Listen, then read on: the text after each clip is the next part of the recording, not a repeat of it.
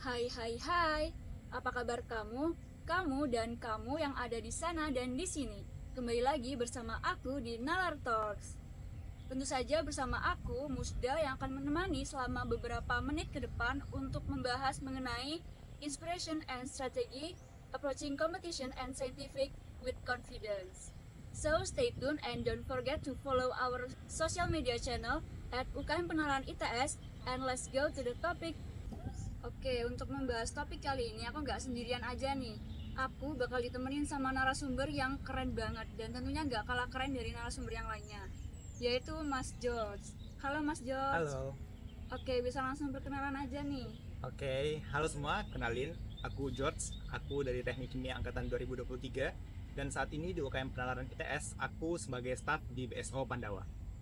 Wah, oke, bisa di-spill dikit-dikit nggak tentang pengalaman lomba apa aja sih yang udah Mas George ikuti? Oke, aku spill dikit terkait dengan prestasi pada kompetisi tiga terakhir aja ya.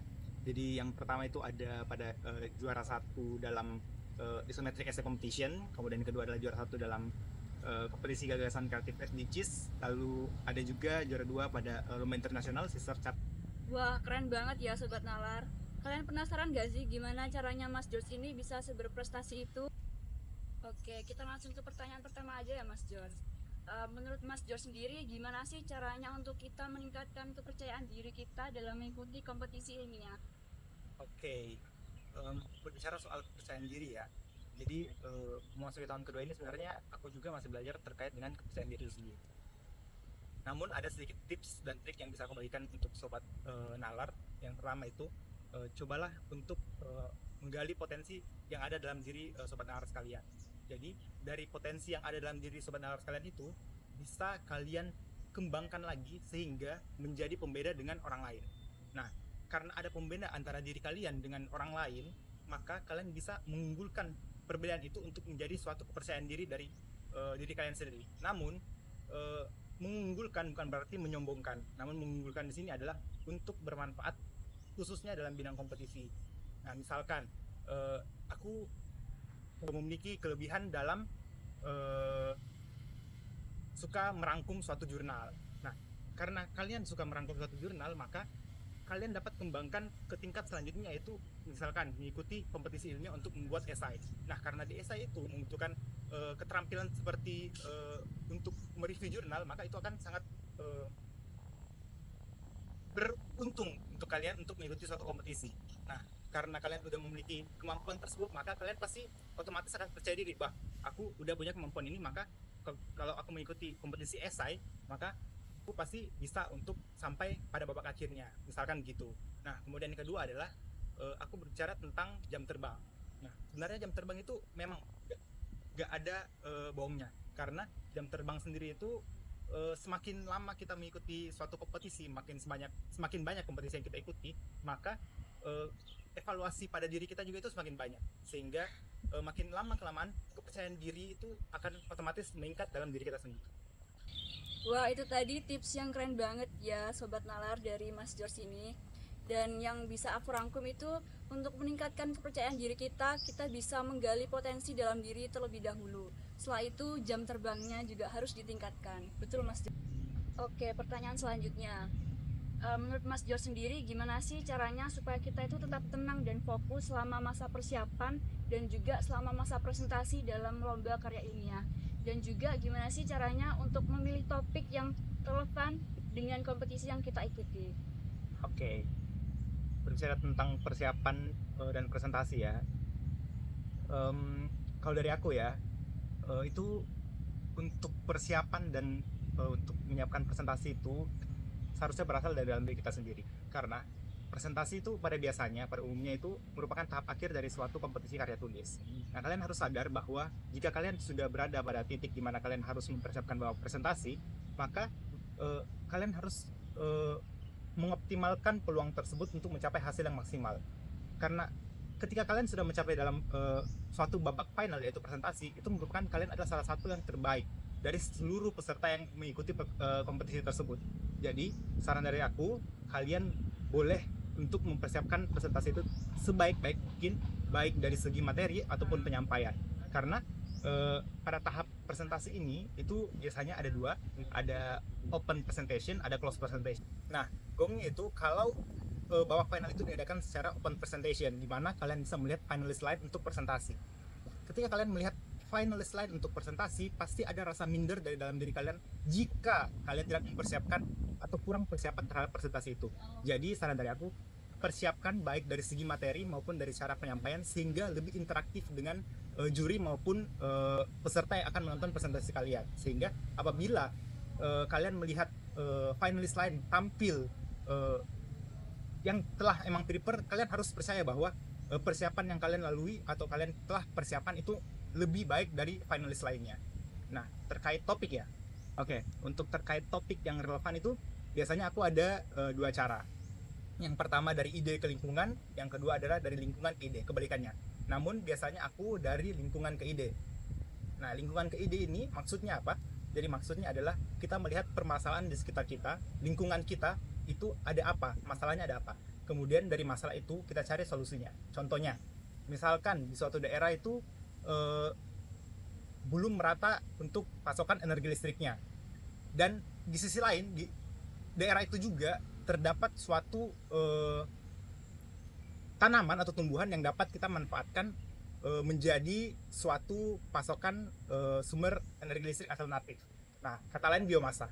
Nah, dari permasalahan itu dan potensi dari daerah itu dapat kita kembangkan melalui studi literatur ataupun langsung terjun langsung melalui penelitian untuk mengidentifikasi apakah tanaman atau tumbuhan tersebut bisa kita manfaatkan untuk menjadi biomasa sebagai solusi sumber energi alternatif pada daerah tersebut. Contohnya begitu. Kemudian yang cara kedua adalah dari ide ke lingkungan. Nah, dari ide ke lingkungan maksudnya apa? Kan biasanya kita itu, apalagi yang sobat-sobat nalar di luar sana itu sering brainstorming ya namanya. Nah, brainstorming itu pasti mengumpulkan banyak ide. Nah, dari ide-ide itu misalkan kalian menemukan suatu ide yang wah banget, tapi sebenarnya apa sih masalahnya, itu bisa kalian identifikasi melalui misalkan kalian cari di internet, misalkan di daerah mana tuh ada masalah ini. Nah, itu maksudnya dari ide ke lingkungan. Jadi kalian temukan idenya dulu, baru cari permasalahannya di lingkungan. Wah, tipsnya keren banget ya Sobat Nalar. Jadi untuk tetap tenang dan fokus itu kita harus mempersiapkan diri lebih baik terlebih dahulu ya Mas Jos. Setelah itu perbanyak latihan untuk presentasi. Betul. Ya. Dan untuk memilih topik nih, jadi tadi itu ada dari ide ke lingkungan dan lingkungan ke ide. Iya. Oh baik. Oke, ini pertanyaan terakhir nih Mas George. Apa sih tips utama yang Mas George bisa sarankan untuk sobat Lala? Nah. Ya. Oke, ini pertanyaan terakhir nih Mas George. Apa yang bisa Mas George sarankan untuk sobat nalar di luar sana untuk bisa memulai dan juga menyelesaikan karya tulis ilmiahnya dengan efektif? Serta gimana sih caranya supaya kita ini bisa mulai mempersiapkan diri dalam lomba karya ilmiah? Oke, ini lebih ke strategi ya. Iya. Oke, jadi tips dari aku ya untuk memulai suatu mengikuti suatu lomba karya ilmiah, itu yang pertama adalah adanya kemauan dari dalam diri sobat nalar kalian. Jadi apabila kalian mengikuti suatu kompetisi karena ajakan teman kalian sendiri atau dengan kata lain FOMO doang, itu kalian jatuhnya mohon maaf ya, hanya sebagai beban di tim kalian. Nah, harapan yang teman kalian letakkan pada diri kalian itu kalian sia-siakan karena kalian hanya FOMO, bukan kemauan dari dalam diri kalian sendiri. Nah, setelah ada kemauan dari dalam diri kalian sendiri, yang kedua adalah mencari teman yang sefrekuensi atau saling melengkapi satu sama lain. Nah, kenapa penting untuk saling melengkapi satu sama lain ini? Misalkan aku tuh orangnya deadlineer banget, sedangkan dalam proses mengerjakan suatu karya tulis dalam kompetisi karya tulis ilmiah itu sangat tidak disarankan untuk mendekati deadline. Mengapa? Karena otomatis hasilnya nggak memuaskan. Nah, sehingga aku harus mencari teman yang memang dalam mengerjakan sesuatu itu jauh-jauh hari, sehingga dalam mengerjakan karya tulis tersebut pasti akan dikebut oleh teman aku itu. Contohnya begitu. Kemudian yang ketiga adalah kalian harus memperbanyak review jurnal ataupun mereview karya tulis dari kakak tingkat maupun teman-teman kalian yang memang sudah pernah juara. Dengan adanya cara tersebut, itu kalian mendapat overview terkait bagaimana struktur, bagaimana kepenulisan, bagaimana isi dari karya tulis ilmiah tersebut. Sehingga dengan kata lain, kalian akan memiliki fast track untuk memiliki pedoman lah istilahnya dalam mengerjakan karya tulis yang akan kalian kerjakan bersama tim-tim kalian, sehingga kalian nggak bakal memulai dari nol di mana kalian nggak mengetahui apa isi-isi dari karya tulis itu apa aja. Jadi dengan melihat dengan kata lain baceman lah, itu kalian bisa memulai karya tulis dengan cepat. Kemudian setelah melakukan review-review tersebut, kalian selanjutnya adalah mencari mentor atau bimbingan, baik melalui tingkat, melalui teman yang memang sudah profesional, ataupun yang paling sering adalah melalui dosen pembimbing.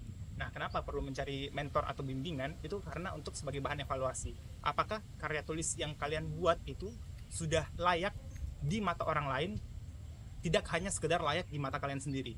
Sehingga dari bahan evaluasi tersebut pasti akan ada tambahan-tambahan atau review dari mentor atau dosen pembimbing tersebut yang dapat kalian tingkatkan lagi, sehingga karya tulis yang kalian buat itu akan semakin bagus. Kemudian yang terakhir dari aku adalah perbanyak jam terbang. Nah, kembali lagi, kenapa itu? Ya karena jam terbang itu nggak pernah bohong. Karena jam terbang selain untuk melatih kepercayaan diri kita seperti yang aku katakan sebelumnya, itu adalah untuk meningkatkan cara kita dalam berpikir kritis.